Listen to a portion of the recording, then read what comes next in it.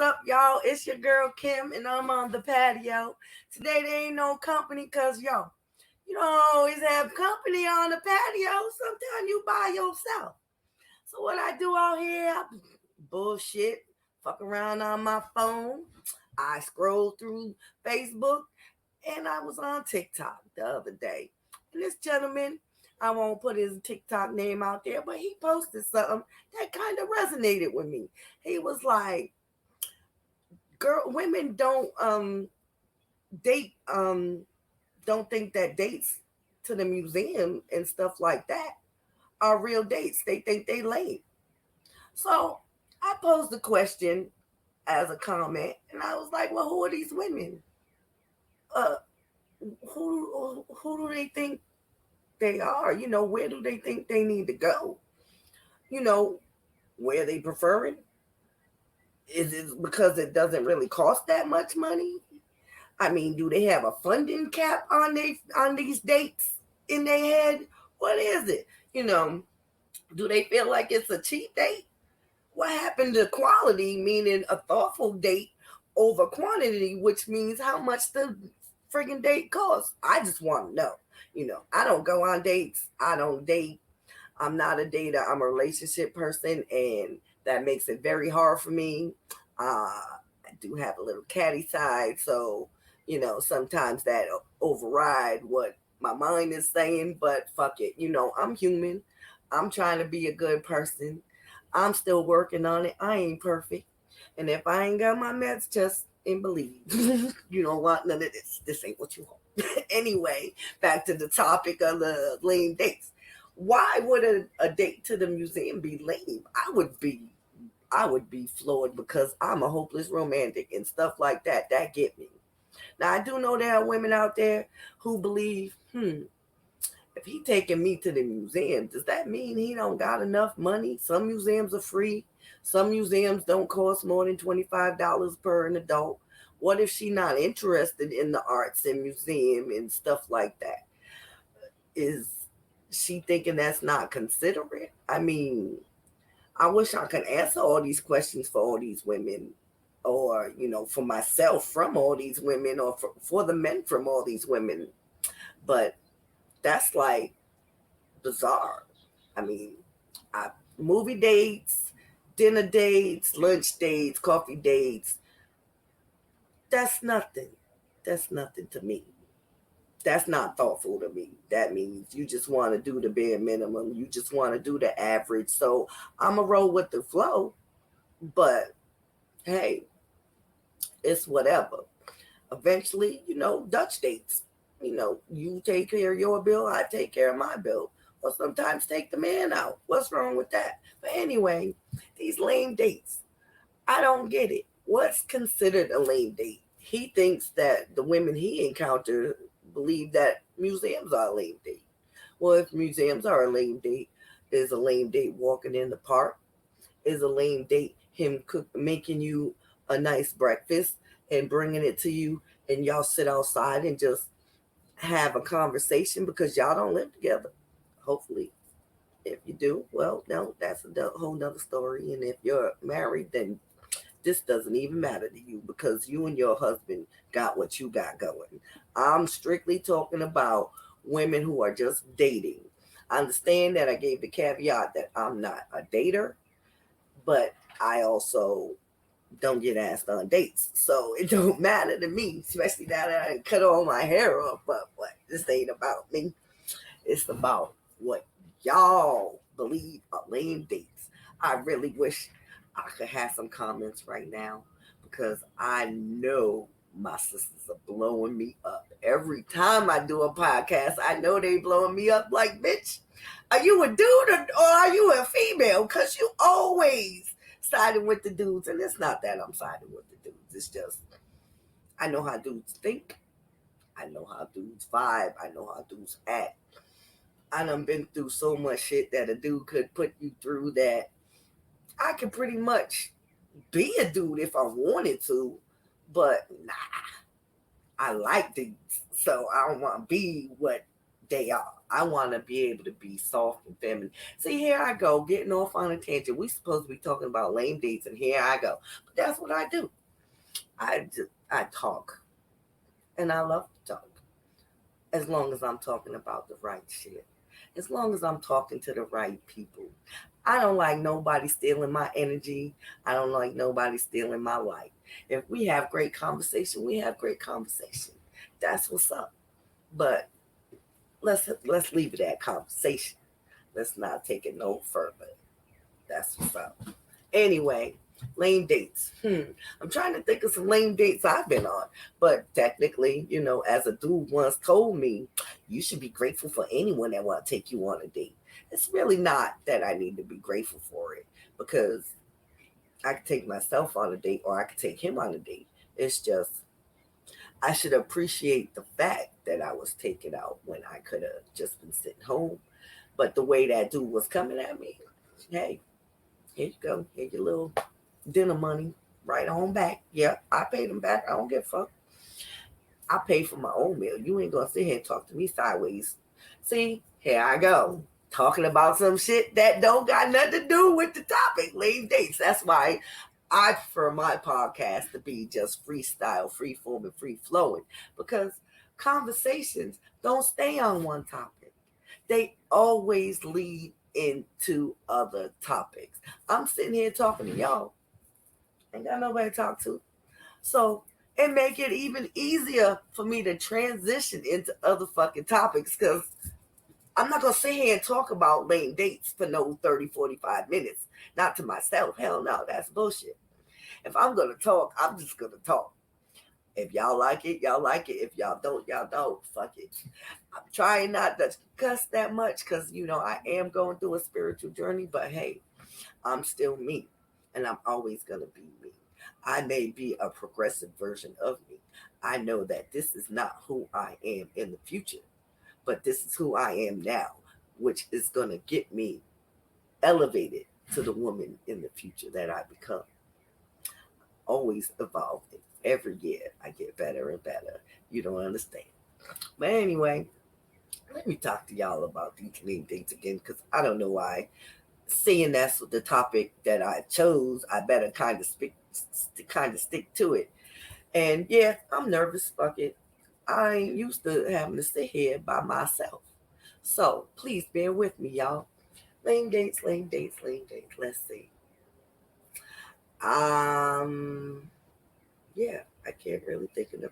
I guess it's because I really haven't been in the dating scene since 2018, and when I decided in 2021 that I was going to try and be in the dating scene for the next whole year and some change, it was ebb, flow, disaster, happy, down, crying, freaking suicidal thoughts, all that shit. Yeah, suicidal thoughts, all that shit.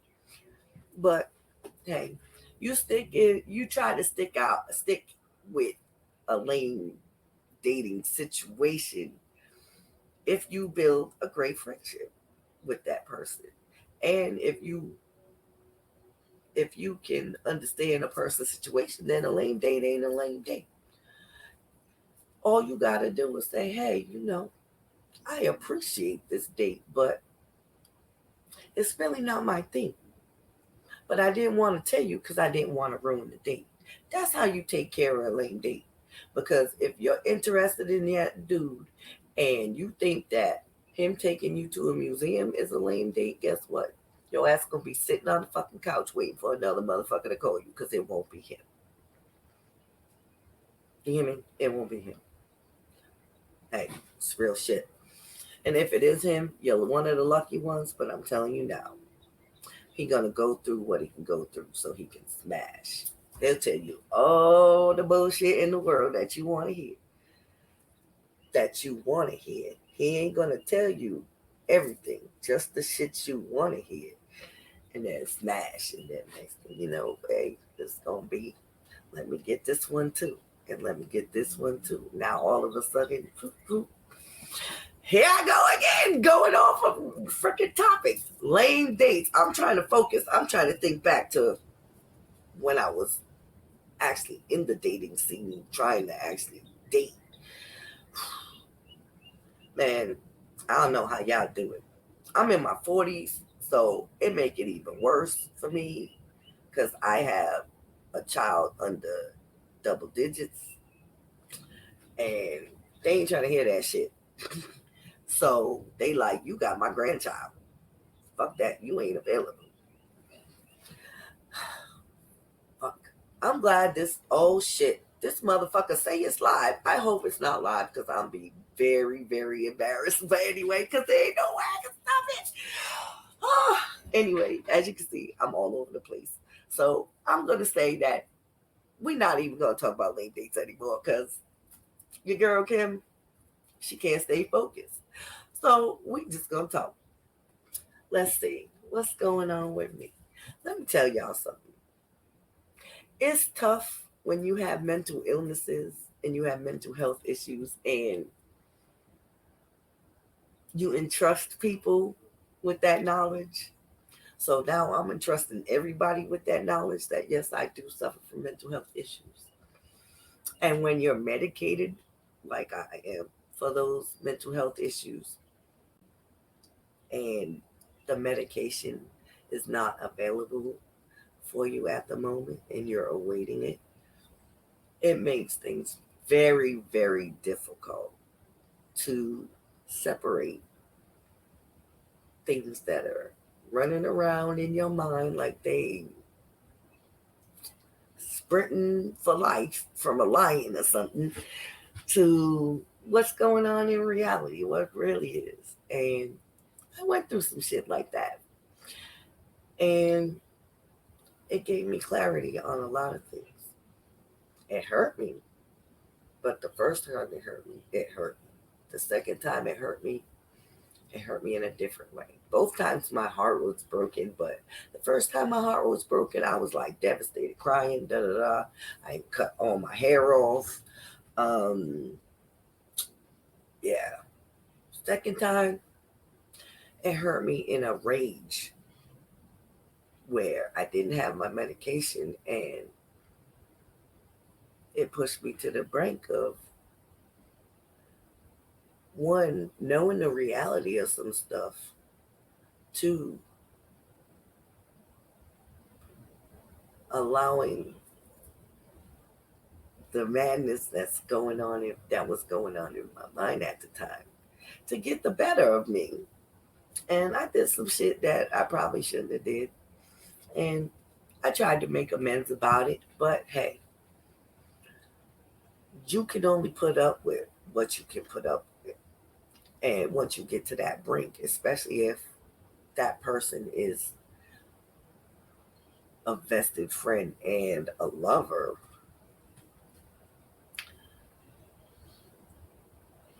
yeah, let me stop this video.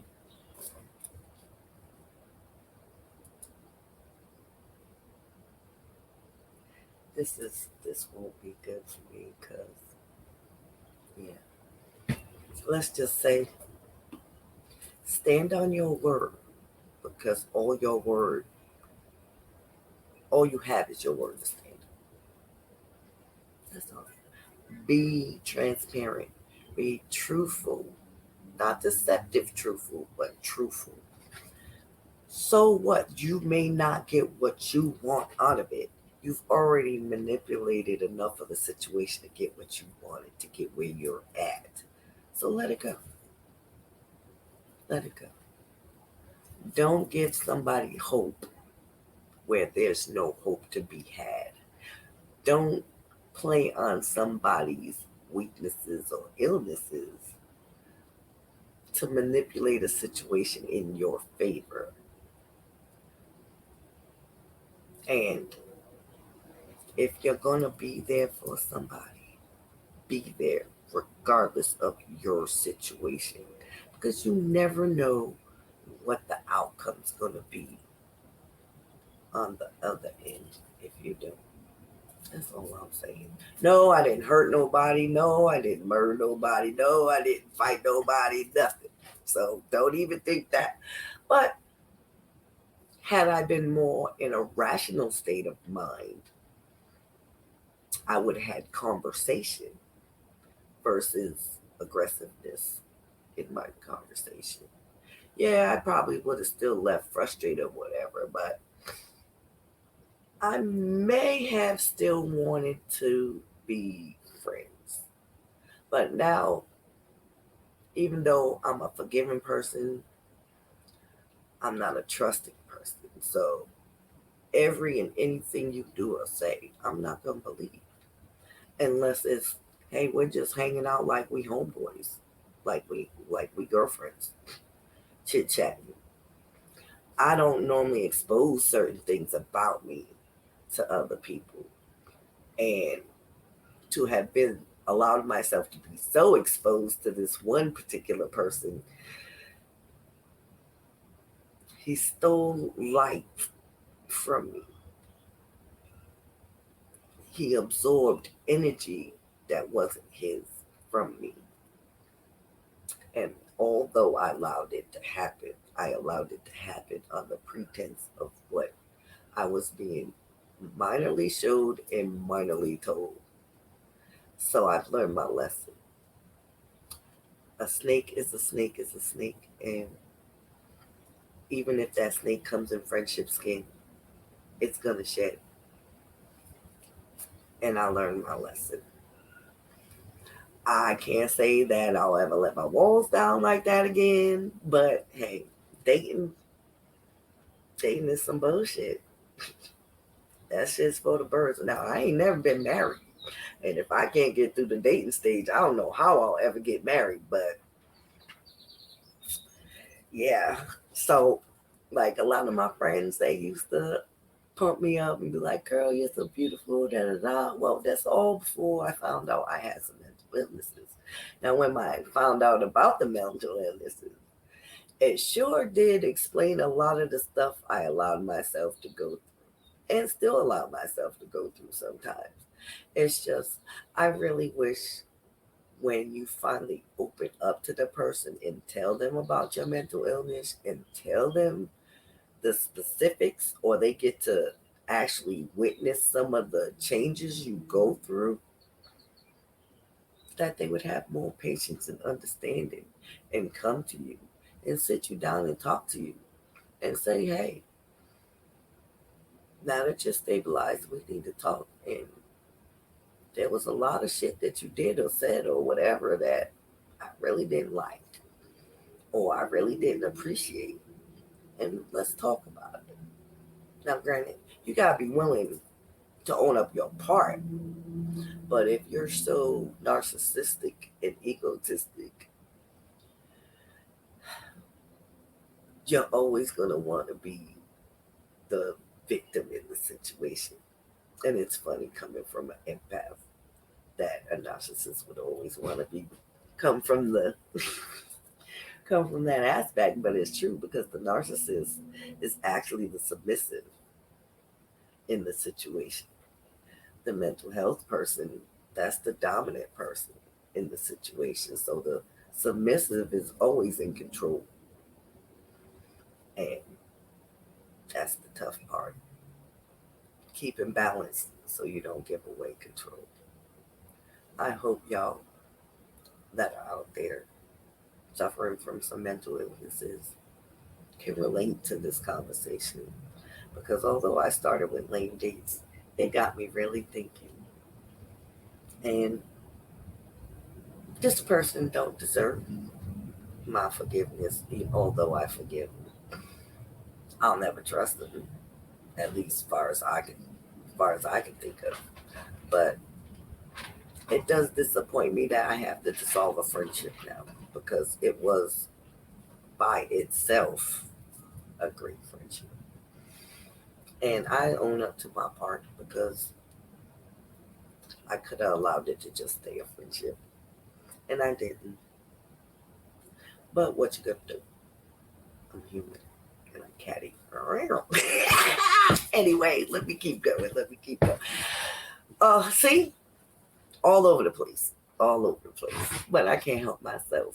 I my thought pattern is all over. I'm a mess. But that's why I love my show because I can talk to anybody. I can almost empathize with everybody. I'm not going to say I can relate to everybody because everybody has their own situation. And unless the other person is sitting there, you only get my view, and I get it. I mean, I did some stupid shit. And I probably am the one that finally sabotaged the friendship, but I was pushed to the brink of it. And that's the part. No one considers the actions that led to the reaction. They only consider the reaction and the consequences after the reaction. And that's where a lot of people get it wrong. Let's talk about the actions that occurred that led up to the reaction that happened to cause the consequences as they may be now.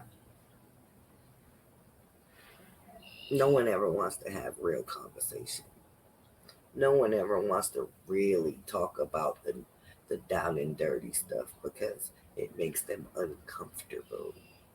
Well, I'm the person to ask the uncomfortable questions. I'm the person that asks all the bullshit up front. And I don't care if you get uncomfortable.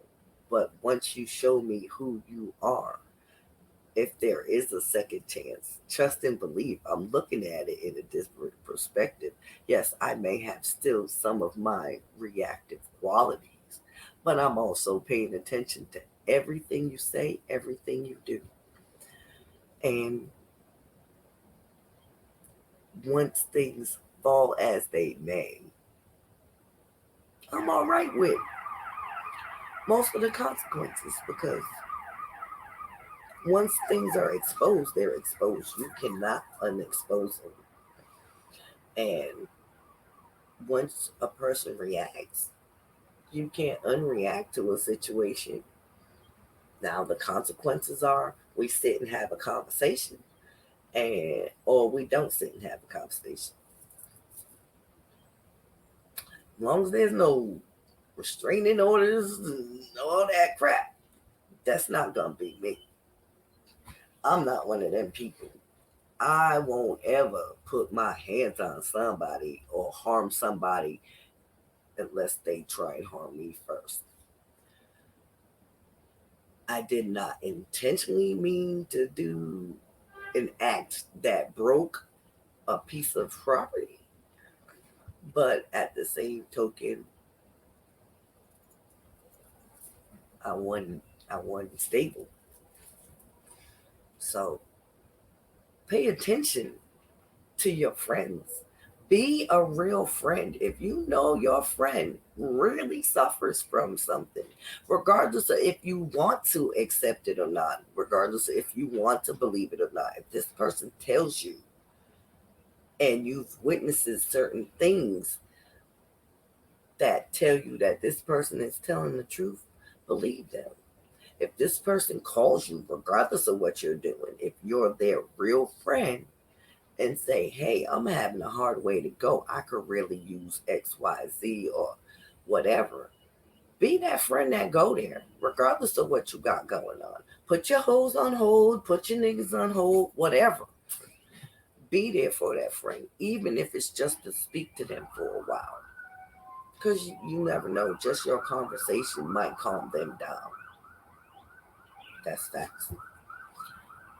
Instead of leading it to bleed over to the next day or two or whenever the next time you speak to that person. Because now they went from a downer to an upper, a mania, an energy source that is above what they're normally used to. And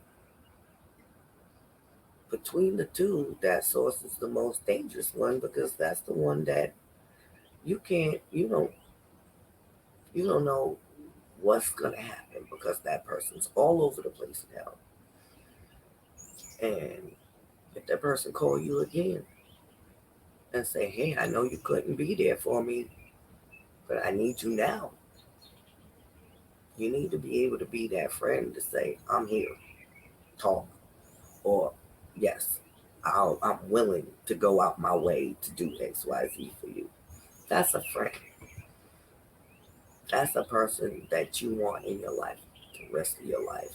A person who's willing, no matter what they got going on, they will drop everything to do for you. Just so that they make sure you're okay. And those are the only types of friends I really want in my life, because them other kind of friends, those are the friends that are always trying to get over on you. Those are friends that are always trying to manipulate the situation to make it look like they're great, but they not. Those are the types of friends that give you those false hopes and promises of things being okay when they're part of the problem. So, yeah, be aware of who you call friend versus acquaintance versus just somebody you know, but you don't really know. I don't know what to say. It's been a hard 2 months, and lesson learned and lesson learned again. And I'm all right with that. I thought I wasn't going to be, but I'm all right on that, because I know that I've maintained who I am, and that's what I can control. I can only control who I am. And although I may have had a lapse in judgment, I'm still who I am. Because if I wasn't, I'd be back to who I was. And I'm not that person. And I'm not going to be that person, because every day I pray. I thank the universe. And I visit the beach to connect. To know that I'm okay. I got my meds. I'm okay. I'm going to be okay. I'm going to have that support that I really need. And so I really hope that my podcast, that should have been late dates, that ended up being mental health and all that, really resonates with someone out there, or anyone out there.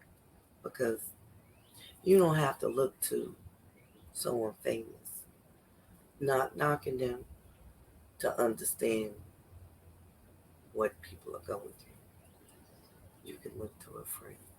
You can look to someone you don't even know, a stranger, who just wants you to know that you're not alone. And that even if no one else cares, I care. So till next time, y'all, appreciate y'all listening to my podcast. And I'll talk to y'all later.